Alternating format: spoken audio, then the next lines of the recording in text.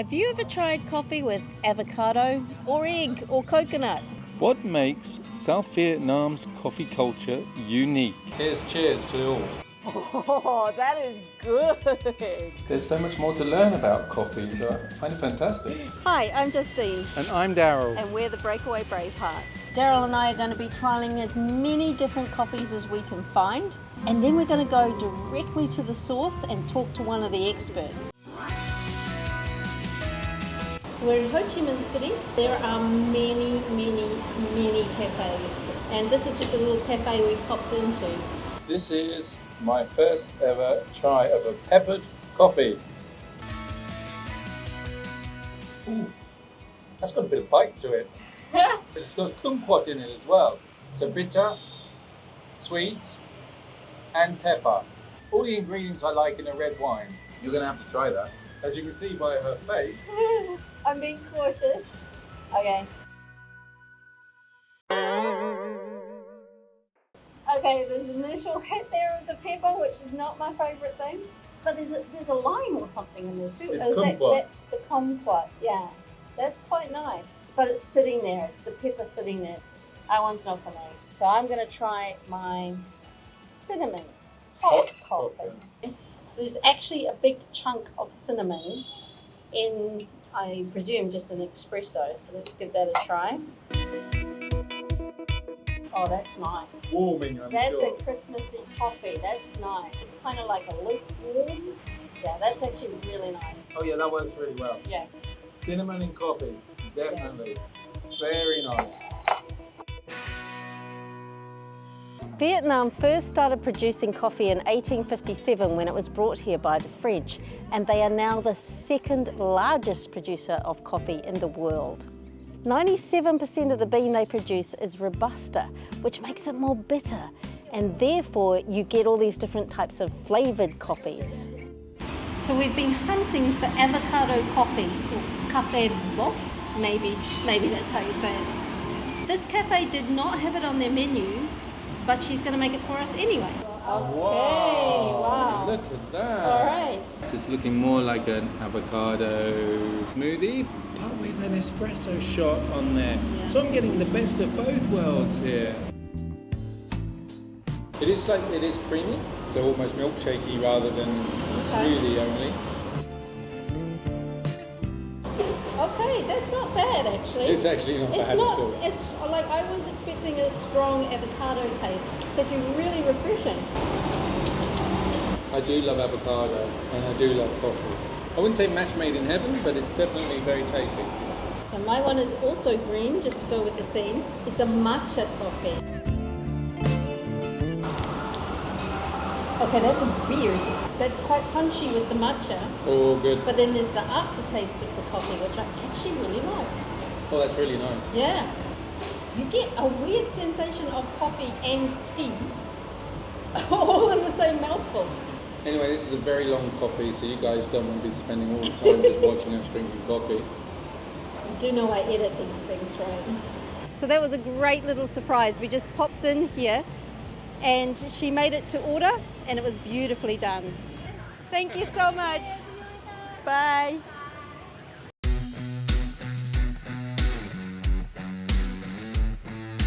So we're in Dalat, one of your salty coffee, Café Noi. And what is the difference for Chulong?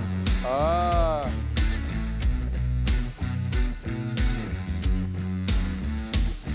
Thank you.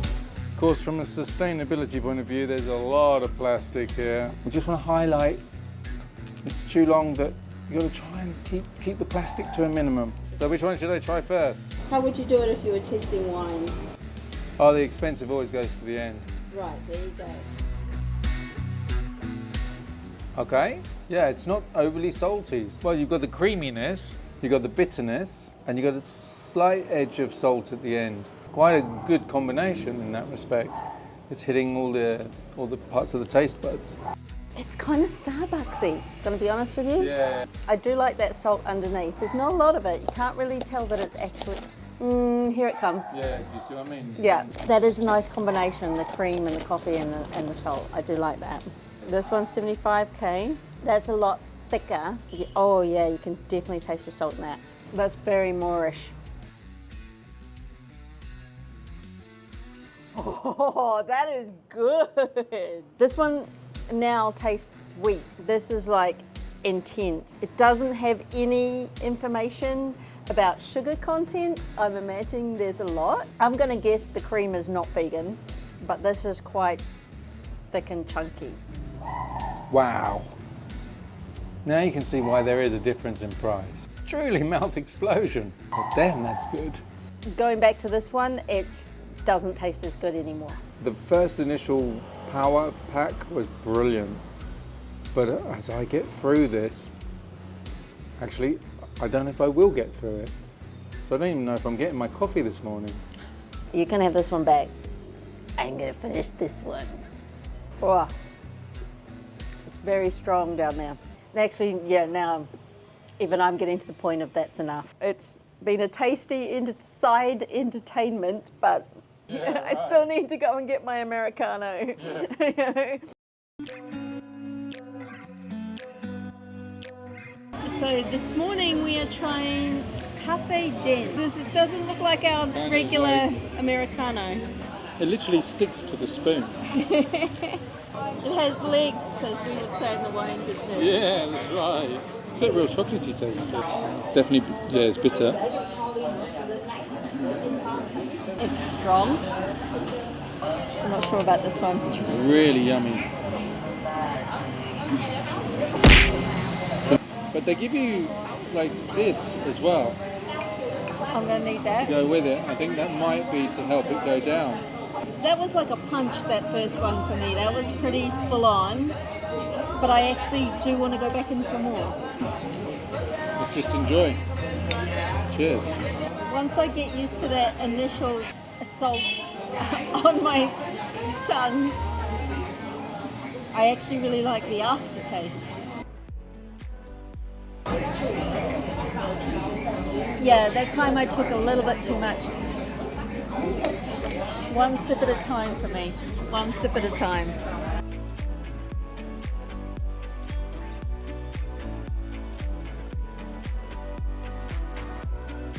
Today we want to learn a little bit more where all this coffee comes from. So we're off to the Son Pacamara Coffee plantation in Dalat. So in Dalat, we only grow Arabica. Arabica is more likely with cooler temperature and Robusta is warmer. So because Robusta living in a more insect environment, right? Yes. Release more caffeine to fighting back the insect. It's like a natural self-defense. One of the bitterness that you can taste inside your coffee come from caffeine. When you go under the farm, you will see not just coffee tree. We also have jackfruit, banana tree, macadamia, avocado, persimmon to make the shake for the coffee tree. Clever. And when all the fruit they fall down, Yes. it's very good for the soil. Soil. Of Organic course. fertilizer.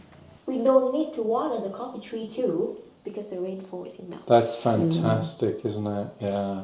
I used to be a volunteer in the farm. We will learn about the whole process and we will picking the berry. Can stay here, living here, learning here. A very great environment to learn about coffee. It's a you feel, right?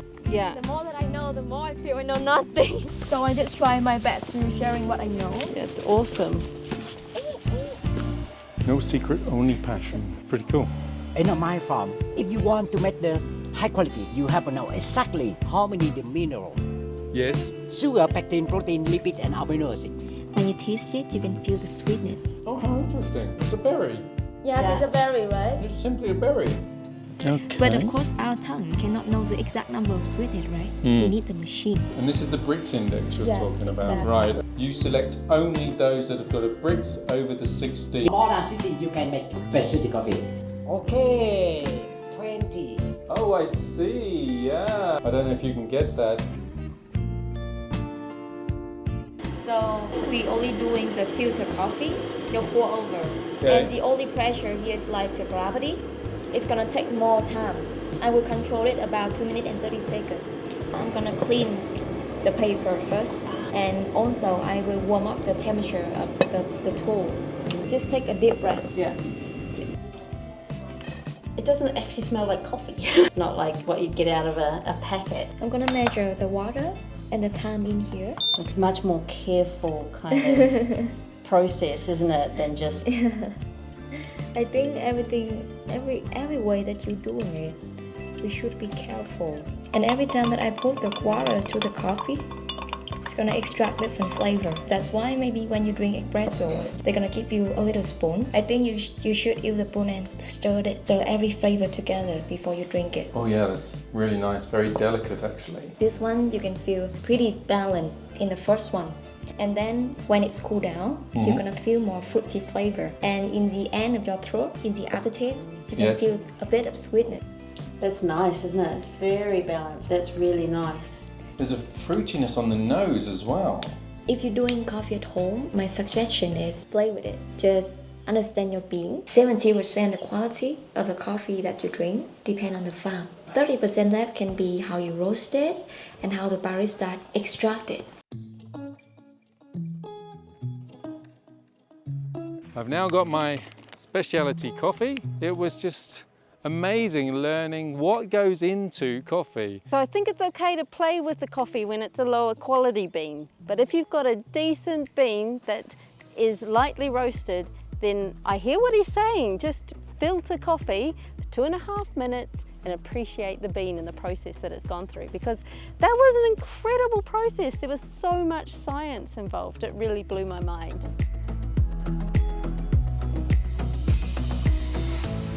We're still in Dilap and we're going to try a cold egg coffee and a hot egg coffee.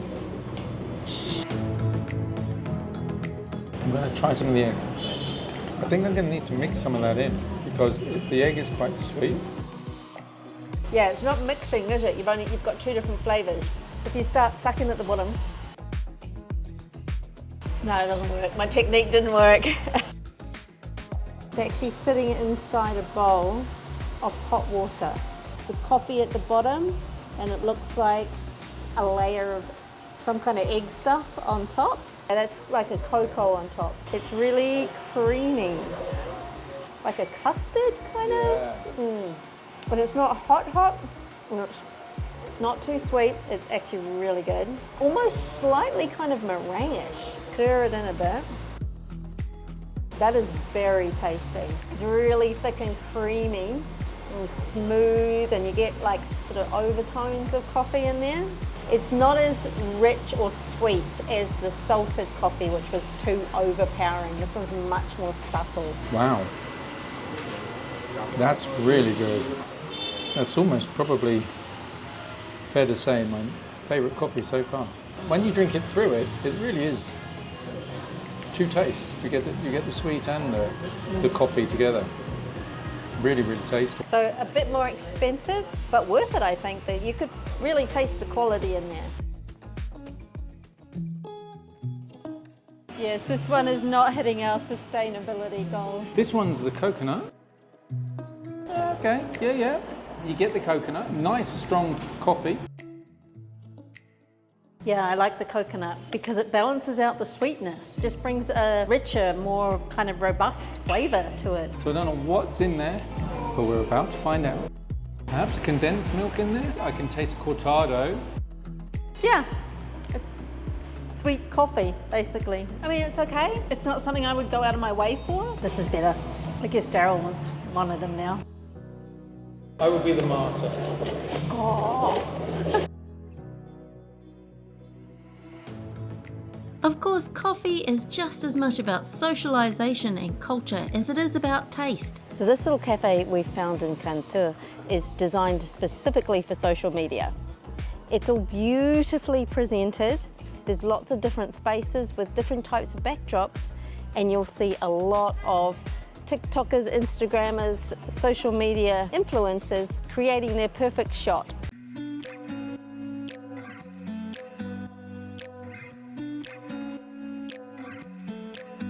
So you can get a decent cup of coffee here, and it's pretty fun just people watching. 2025 marks 50 years of reunification and Vietnam gaining back its independence. As 50-somethings ourselves, we're fascinated to see what Vietnam has made of itself. So this video is just one in a series where we present authentic Vietnam just exactly as we find it. Now that we're in Can Tour, our next video is going to be the Mekong Delta. So hit subscribe and the notifications bell to make sure you join us there. Until then, Cheers.